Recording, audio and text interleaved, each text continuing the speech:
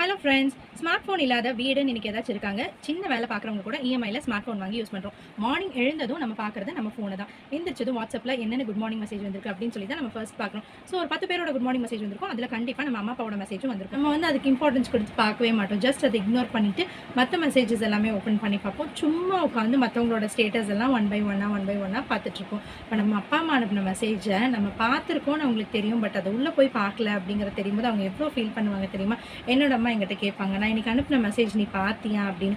பார்த்தேம்மா, but என்னன்னு பார்க்கல, நான் பார்க்குறேன் அப்படின்னு சொல்லுவாங்க. உனக்கு அனுப்புறது வேஸ்டடி அப்படின்னு சொல்லுவோம்.